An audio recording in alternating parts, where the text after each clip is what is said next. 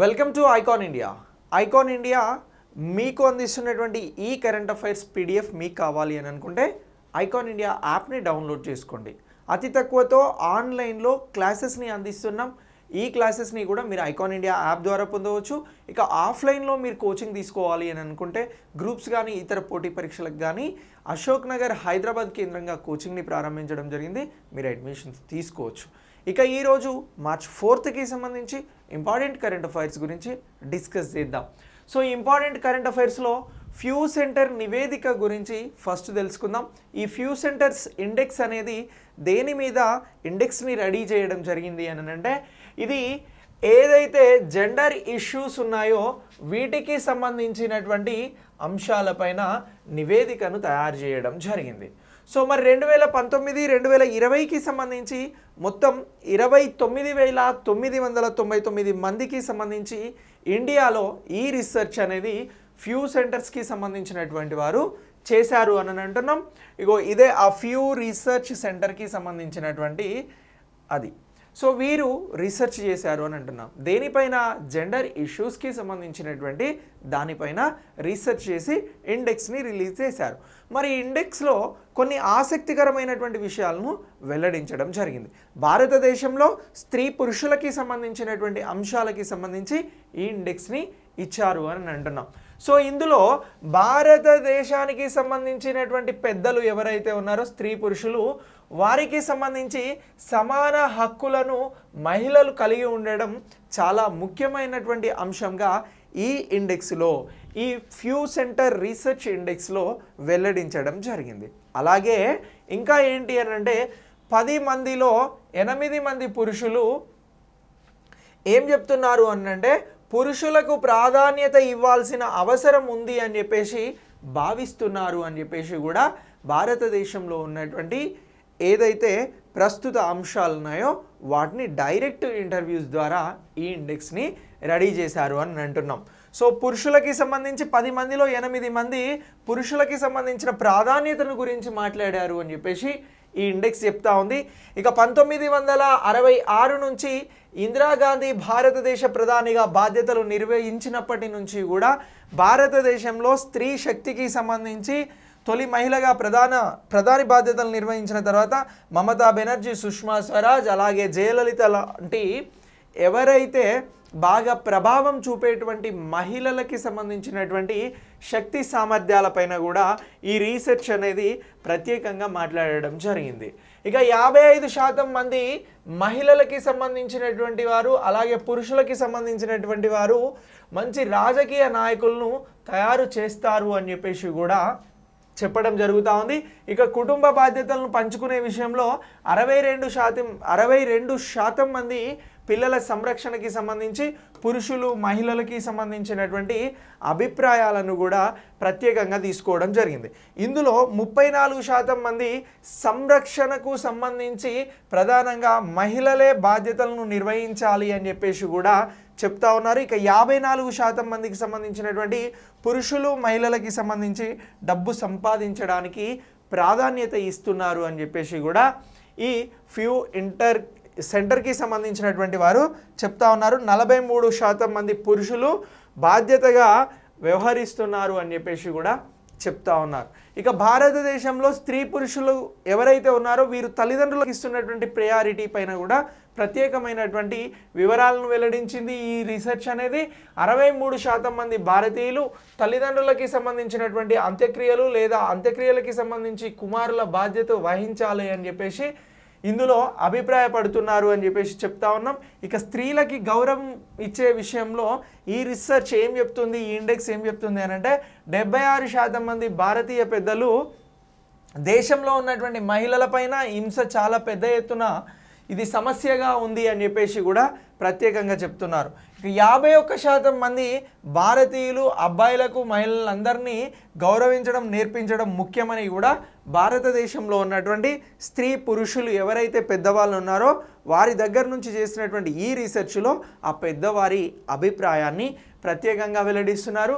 ఇక 26% మంది అమ్మాయిలకి సంబంధించి తగిన విధంగా ప్రవర్తించడం నేర్పడం అని చెప్పేసి కూడా ముఖ్యంగా చెప్తా ఉన్నారు. సో ఇలా ఈ భారతదేశానికి సంబంధించి భారతదేశంలో ఉన్నటువంటి పెద్దలు ఎవరైతే స్త్రీ పురుషులు ఉన్నారో సుమారుగా ఒకరు తప్ప 29,999 మందితో ఈ ఫ్యూ రీసెర్చ్ సెంటర్ అనేది ఈ సంప్రదింపులు జరిపి నివేదికను తయారు చేసింది. సో ఇది భారతీయులకి సంబంధించినటువంటి విషయాల పట్ల, భారతీయులకి సంబంధించినటువంటి తల్లిదండ్రులను గౌరవించడం, స్త్రీ పురుషుల సమానత్వం, ఇలాంటి అన్ని అంశాల పట్ల ఇది రీసెర్చ్ నివేదికను విడుదల చేసింది. ఇటీవల ఎవరు విడుదల చేశారు, డైరెక్ట్ నేరుగా ఎంతమందితో సంప్రదించారు, ఇందులో ప్రాధాన్యత ఇస్తున్నటువంటి అంశాలు ఏంటి అన్నప్పుడు ఈ ఫ్యూ రీసెర్చ్ గురించి మనం ప్రత్యేకంగా ఇది ఇచ్చినటువంటి ఇండెక్స్ గురించి గుర్తుంచుకోవాల్సి ఉంటుంది. ఇక దీని తర్వాత నెక్స్ట్ స్వచ్ఛ సర్వేక్షణ్ అని అంటున్నాం. ఈ స్వచ్ఛ సర్వేక్షణ్ అనేది ఏదైతే ఉందో దీనిని మార్చి 1వ తేదీన గృహ నిర్మాణం మరియు పట్టణ వ్యవహారాల మంత్రిత్వ శాఖ అని అంటున్నాం. సో మినిస్ట్రీ ఆఫ్ అర్బన్ అఫైర్స్కి సంబంధించినటువంటి మినిస్టర్ హౌసింగ్ అండ్ అర్బన్ అఫైర్స్కి సంబంధించి సో స్వచ్ఛ సర్వేక్షణ్ని ప్రారంభించడం జరిగింది.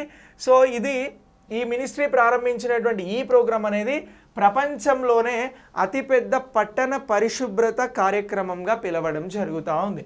ప్రపంచంలోనే అతిపెద్ద పట్టణ పరిశుభ్రత సర్వేకి సంబంధించినటువంటిది ఏది అని చెప్పేసి ఎక్కడైనా అడిగితే మనం చెప్పాల్సినటువంటి ఆన్సర్ స్వచ్ఛ సర్వేక్షణకి సంబంధించినటువంటి కార్యక్రమం అని మనం చెప్పాల్సి ఉంటుంది. ఇక దీని తర్వాత ఈ స్వచ్ఛ సర్వేక్షణ్ కొత్తగా ఏం ప్రారంభించింది మరొక అంశాన్ని అని అంటే ఈ పీపుల్ ఫస్ట్ అనేటువంటి కాన్సెప్ట్ని తీసుకురావడం జరిగింది. ఇది నగరాలకి సంబంధించినటువంటి ఇతర చొరవలతో పాటు యాక్టివిటీస్తో పాటు ప్రజల శ్రేయస్సు, అలాగే కార్మికులకి సంబంధించినటువంటి సంక్షేమం, శ్రేయస్సు, ఇవన్నీ కూడా పారిశుద్ధ్య కార్మికులకి కూడా ప్రయారిటీని ఇవ్వడం జరుగుతూ ఉంది పీపుల్ ఫస్ట్ అనేటువంటి కాన్సెప్ట్లో. ఇక ఐపీఓఎస్ఎస్ రీసెర్చ్ అండ్ అలాగే ఈ ప్రైవేట్ లిమిటెడ్ ఈ ఐపీఎస్ఓఎస్కి సంబంధించినటువంటి రీసెర్చ్ ప్రైవేట్ లిమిటెడ్ దాదాపు 3,000 మంది మదింపుదారులతో కలిసి ఈ ministry of housing and urban అఫైర్స్కి సంబంధించి ఈ సర్వే అనేది ప్రత్యక్షంగా స్వచ్ఛ సర్వేక్షణకి సంబంధించి జరిగింది అని అంటున్నాం. సో మరి ఈ సంవత్సరంలో 100% వార్డులను కవర్ చేయడానికి, దాని పరిధిని విస్తరించడానికి కూడా ఇది ప్రయత్నం చేస్తుంది స్వచ్ఛ సర్వేక్షణకి సంబంధించి అని చెప్పేసి మనం గుర్తుంచుకోవాలి. ఇక దీనికి సంబంధించి స్వచ్ఛ సర్వేక్షణ ఏదైతే 2022 ఉందో ఇది గత సంవత్సరంకి సంబంధించి ఆన్ ఫీల్డ్ అసెస్మెంట్ కోసం పెద్ద సంఖ్యలో మదింపుదారులను కూడా మోహరిస్తుంది అని అంటున్నాం. అలాగే స్వచ్ఛ సర్వేక్షణకి సంబంధించి తొలిసారి జిల్లా ర్యాంకింగ్లను కూడా ప్రవేశపెడుతున్నారు. ఎప్పటి నుంచి ప్రవేశపెడుతున్నారు అని అంటే 2022 అని చెప్పేసి మనం గుర్తుంచుకోవాల్సి ఉంటుంది. ఇది ఇప్పుడు కొత్త ఇండెక్స్ స్వచ్ఛ సర్వేక్షణకి సంబంధించి అని అంటున్నాం. సో ఇలా ఈ స్వచ్ఛ సర్వేక్షణ్ టెక్నాలజీ ఛాలెంజ్ స్వచ్ఛ సర్వేక్షణ్కి సంబంధించి 2022లో చేర్చబడుతున్నటువంటి మరొక అంశంగా కూడా చెప్తున్నాం. ఏమంటున్నాం, స్వచ్ఛ సర్వేక్షణ్కి సంబంధించి 2022లో జిల్లాల వారీగా ర్యాంకింగ్స్ ఇవ్వబోతున్నారు. అలాగే ఇందులో స్వచ్ఛ టెక్నాలజీ ఛాలెంజ్ని కూడా ఇంట్రడ్యూస్ చేస్తున్నారు స్వచ్ఛ సర్వేక్షణ్ 2022లో అని చెప్పేసి గుర్తుంచుకోవాలి. ఇక దీనికి సంబంధించి 4 థీమ్స్ని కేటగిరీలుగా తీసుకోవడం జరిగింది. ఇందులో జీరో డంప్ అనేటువంటిది ఒకటి ఉంది, సామాజిక చేరిక, అలాగే డిజిటల్ ఎనేబుల్ ద్వారా పారదర్శకత్వంగా, అలాగే ప్లాస్టిక్ వ్యర్థాలను వినియోగించడం అనేది ప్రధానంగా ఉంది. మొత్తం స్వచ్ఛ సర్వేక్షణ్కి సంబంధించి ఇది 2016లో ప్రారంభించబడినటువంటి ఫ్రేమ్వర్క్గా చెప్తా ఉన్నాం. నగరాలను, పట్టణ పరిశుభ్రతను మెరుగుపరచడానికి ఇది ప్రోత్సహిస్తుంది. విస్తృతమైనటువంటి పౌరుల భాగస్వామ్యంతో ఇది ముందుకు వెళ్ళడం జరుగుతూ ఉంది. సో ఇలా ఈ స్వచ్ఛ సర్వేక్షణ్కి సంబంధించినటువంటి అంశాన్ని అప్డేట్ అవ్వండి. నెక్స్ట్ సాగర్ పరిక్రమ కార్యక్రమం అనేది ఈరోజు జరిగింది. సో దీనికి సంబంధించి కేంద్ర మత్స్య పశు సంవర్ధక పాడి పరిశ్రమల శాఖ మంత్రి శ్రీ పురుషోత్తం రూపాల దీనిని ప్రారంభించారు. ఇటీవల పురుషోత్తం రూపాల ప్రారంభించినటువంటి కార్యక్రమం ఏంటి ఈ మార్చిలో అంటే ఇప్పుడున్నటువంటి అప్డేట్ ప్రకారం సాగర పరిక్రమ కార్యక్రమం అని చెప్పేసి పిలుస్తూ ఉన్నాం.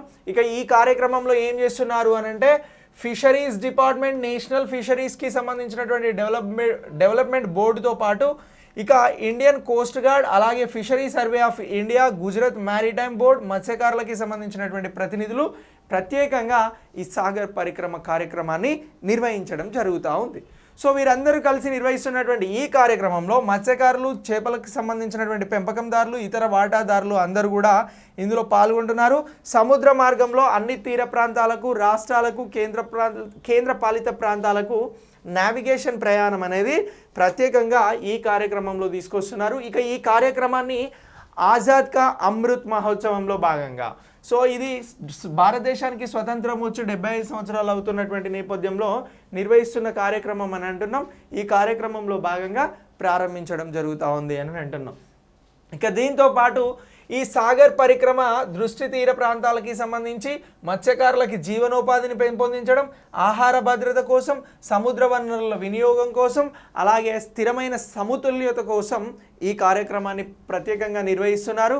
ఇది ఇంకా దేనికి ప్రయారిటీ ఇస్తుందంటే సముద్ర పర్యావరణ వ్యవస్థలకి సంబంధించి ప్రయారిటీ ఇవ్వడం జరుగుతూ ఉంది. ఈ కార్యక్రమం మత్స్యకారులకి సంబంధించి, ప్రగతిశీల మత్స్యకారులకి సంబంధించి, యువ మత్స్యకారులను ప్రోత్సహించేందుకు, పారిశ్రామికవేత్తలను ప్రోత్సహించేందుకు కూడా ప్రత్యేకమైనటువంటి మత్స్య సంపద యోజన కింద సర్టిఫికేట్లను అందజేయడం జరుగుతూ ఉంది. సో ఇలా ఈ కార్యక్రమానికి సంబంధించి ఇది రుక్మావతి నది గల్ఫ్ ఆఫ్ కచ్లో కలిసేటువంటి ఈస్ట్యూరీ వద్ద ఉన్నటువంటి అంశాలకి సంబంధించి ఇది ప్రత్యేకంగా కవర్ చేయడం జరుగుతూ ఉంది. ఇదే సాగర్ పరిక్రమ ప్రోగ్రామ్ 2022 అని అంటున్నాం. దీని తర్వాత రూర్కీ వాటర్ కన్క్లేవ్ 2022 గురించి తెలుసుకుందాం. సో ఈ రూర్కీ వాటర్ కన్క్లేవ్ 2022 అనేది దేనికి సంబంధించింది అని అంటే ఇది 2వ ఎడిషన్ అని అంటున్నాం. ఈ రూర్కీ సంబంధించినటువంటి వాటర్ కన్క్లేవ్ను ఎవరు ప్రారంభించారు అని అంటే కేంద్ర జలవనరుల శాఖ మంత్రి ఎవరు అని అంటే శ్రీ గజేంద్ర సింగ్ షెకావత్ గారు ప్రారంభించడం జరిగింది అని అంటున్నాం. ఈ కాన్క్లేవ్కి సంబంధించి ఒక థీమ్ ఉంది. ఆ థీమ్ ఏంటంటే సుస్థిర అభివృద్ధి, నీటి భద్రత, సస్టైనబుల్ డెవలప్మెంట్, వాటర్ సేవింగ్ అని చెప్పేసి చెప్తా ఉన్నాం. దీనిపై దృష్టి పెట్టింది. ఇక సుస్థిరతకి సంబంధించి, నీటి భద్రతకి సంబంధించి చర్చించాల్సినటువంటి అన్ని అంశాలు ఈ కాన్క్లేవ్లో ప్రత్యేకంగా మాట్లాడుతూ ఉన్నారు. నీటి కొరత, నీటి స్థిరమైనటువంటి వినియోగం, పారిశుద్ధ్యం, అలాగే ఇతర సమస్యలకి సంబంధించి రూర్కీ వాటర్ కాన్క్లేవ్ అనేది ప్రత్యేకంగా నిర్వహించబడడం జరుగుతూ ఉంది. ఇక ఇంటిగ్రేటెడ్ గంగా పునర్జీవనానికి సంబంధించినటువంటి మిషన్, అలాగే గంగా నది యొక్క ఇతర పర్యావరణ ప్రవాహం, అలాగే దీనికి సంబంధించి గంగా నదిని మెరుగుపరచడానికి సంబంధించినటువంటి అన్ని అంశాలను కూడా ఇక్కడ చర్చిస్తున్నారు. ఇక national mission for clean Ganga అని చెప్పేసి మనం మాట్లాడినాం. సో దీనికి సంబంధించి March 7 అంటే రానున్నటువంటి డేస్లో ఈ వాటర్ కాన్క్లేవ్లో ప్రత్యేకమైనటువంటి ప్రదర్శన ఉంటుంది. సో వాటర్ కాన్క్లేవ్ 2022కి సంబంధించి రూర్కీ నిర్వహించినటువంటి ఈ కాన్క్లేవ్లో national mission for clean Ganga అనేటువంటి ప్రత్యేక ప్రదర్శన జరిగిందా లేదా అంటే జరిగింది అని చెప్పేసి ఎగ్జామినేషన్ పాయింట్ ఆఫ్ వ్యూలో గుర్తుంచుకోవాలి. ఇక national mission for clean Ganga society registration act 1860 కింద ఇది సొసైటీగా గుర్తించబడింది. దీన్ని 2011లో నమోదు చేశారు. ఇక దీనికి సంబంధించినటువంటి అమలు అనేది కూడా జరుగుతూ ఉంది అని చెప్పేసి మీరు అప్డేట్ చేసుకోండి. ఇక దీని తర్వాత సబ్కా వికాస్ మహాక్విజ్ అనేది ప్రారంభించడం జరిగింది. సెంట్రల్ స్కీమ్స్కి సంబంధించి, సెంట్రల్ ప్రోగ్రామ్స్కి సంబంధించి ఇది చాలా చాలా ఇంపార్టెంట్ అని అంటున్నాం. సుపరిపాలనను గురించి ఎవరైతే పౌరులు ఉన్నారో వీరికి అవగాహన కల్పించేందుకోసం అని చెప్పేసి సబ్కా వికాస్ మహాక్విజ్ని గవర్నమెంట్ ప్రారంభించడం జరిగింది. సో దీనికి సంబంధించి ఈ సిరీస్ ఎప్పుడు ప్రారంభమైంది అని అంటే March 1, 2022 అని చెప్పేసి మనం ప్రత్యేకంగా గుర్తుంచుకోవాల్సి ఉంటుంది. మరి ఈ స్కీమ్కి సంబంధించి సబ్కా సాత్, సబ్కా వికాస్, సబ్కా విశ్వాస్కి సంబంధించి ఆదర్శాలను గురించి ప్రత్యేకంగా ఈ క్విజ్లో ఏర్పాటు చేస్తూ ఉన్నారు. సబ్కా వికాస్ మహా క్విజ్కి సంబంధించి ఇది 1 సంవత్సరం పాటు కొనసాగే ప్రోగ్రామ్. ఇందులో మొత్తం 14 ఎపిసోడ్లను డిజైన్ చేస్తూ ఉన్నారు. సో ఈ క్విజ్కి సంబంధించి ఇంకా ముఖ్యమైన అంశాలు ఏంటి అని అంటే ప్రభుత్వ పథకాలకి సంబంధించి, కార్యక్రమాలకి సంబంధించి వీటిపైన అవగాహన ఉన్నటువంటి వారు ఇందులో విజయం సాధించే అవకాశం ఉంది. ఇక ప్రతి వారం కూడా ఇందులో 1000 మంది విజేతలను ప్రకటిస్తారు. ప్రతి విజేతకి కూడా 2000 రూపాయలను అందజేస్తున్నారు అని చెప్పేసి మనం గుర్తుంచుకోవాల్సి ఉంటుంది. ఇక దీని తర్వాత ఇది పర్యావరణానికి సంబంధించి, ఎన్విరాన్మెంట్కి సంబంధించి ఇంపార్టెంట్ ఇష్యూని కరెంట్ అఫైర్స్లో మనం నేర్చుకోబోతున్నాం. అదే గ్లోబల్ ప్లాస్టిక్స్ ట్రీటీ అని చెప్పేసి అంటా ఉన్నాం. సో ఇలాంటి వాటికి సంబంధించి ఎగ్జామ్లో క్వశ్చన్స్ ఉంటాయి, ఎన్విరాన్మెంట్లో పక్కాగా ఉంటాయి. సో ఇప్పుడు ఏమంటున్నాము అంటే అతిపెద్ద బహుపాక్షిక పర్యావరణ ఒప్పందం 175 దేశాలతో గ్లోబల్ ప్లాస్టిక్ ట్రీటీ పైన జరిగింది. సో ప్రపంచానికి సంబంధించి ఈ ఒప్పందానికి 175 దేశాలు అంగీకారం తెలిపినవి అని చెప్పేసి మనం మాట్లాడుతున్నాం. సో మరి ఈ మొత్తం ఇప్పుడు ఏంటి అని అంటే ప్లాస్టిక్ కాలుష్య సంక్షోభాన్ని ఎదుర్కోవడం, అంతం చేయడం అనేది ఈ గ్లోబల్ ప్లాస్టిక్స్కి సంబంధించినటువంటి ట్రీటీ ముఖ్య ఉద్దేశం. సో దీనికి సంబంధించి కెన్యాలోని నైరోబీలో జరిగినటువంటి యునైటెడ్ నేషన్ పర్యావరణ అసెంబ్లీ, ఏమంటున్నాం, యునైటెడ్ నేషన్ ఎన్విరాన్మెంట్ అసెంబ్లీ అని అంటున్నాం. ఇది ఎక్కడ జరిగింది అని అంటున్నాం, కెన్యాలో నైరోబీలో జరిగినప్పుడు మొదటిసారి తీర్మానం చేసి ఈ ట్రీటీని తీసుకొచ్చారు. సో ఇలా ఈ యునైటెడ్ నేషన్ ఎన్విరాన్మెంట్ అసెంబ్లీకి సంబంధించి 5వ సెషన్ అనేది జరిగింది. ఇది 2021 కెన్యాలో నైరోబీలో జరిగింది అని అంటున్నాం. సో మరి ఇందులో డిసెంబర్ 2017 నాటి యునైటెడ్ నేషన్ ఎన్విరాన్మెంట్ అసెంబ్లీ 3లో అంగీకరించబడినటువంటి అంశాలకి సంబంధించి ప్రస్తుతం కాలుష్యం ఎలా ఉంది అనేటువంటి అంశాలను కూడా మనం ఇక్కడ ప్రత్యేకంగా చూడాల్సి ఉంటుంది. ఇక యునైటెడ్ నేషన్ ఎన్విరాన్మెంట్ అసెంబ్లీకి సంబంధించి ఫిబ్రవరి 28 నుంచి మార్చి 2 వరకు కూడా జరిగింది అని చెప్పేసి మనం ఇక్కడ మాట్లాడుతున్నాం. సో ఇటీవల యునైటెడ్ నేషన్ ఎన్విరాన్మెంట్ అసెంబ్లీ 5వ సమావేశం ఎప్పుడు జరిగింది అని అంటే ఫిబ్రవరి 28 నుంచి మార్చ్ 2 వరకు జరిగింది అని చెప్పేసి గుర్తుంచుకోవాలి. దీని థీమ్ ఏంటి అని అంటే సుస్థిరాభివృద్ధి లక్ష్యాలను సాధించడానికి ప్రకృతి కోసం పటిష్టమైనటువంటి చర్యలు అని అంటున్నాం. సో ఇక్కడ థీమ్ ఇంపార్టెంటే, ఎప్పుడు జరిగింది అనేది కూడా మనకి ఇంపార్టెంట్ అని అంటున్నాం ఎగ్జామినేషన్ పాయింట్ ఆఫ్ వ్యూలో. సో దీనికి సంబంధించి మొదటి ప్లాస్టిక్ యుగం పెరిగినప్పటి నుంచి కూడా అంటే 1950 నుంచి కూడా ఉత్పత్తి చేయబడినటువంటి ప్లాస్టిక్ ఎంత ఉంది అని అంటే ఇప్పటి వరకు 9 బిలియన్ టన్నులకి సంబంధించినటువంటి ప్లాస్టిక్ని ఇప్పటి వరకు గుర్తించడం జరిగింది అని అంటున్నాం.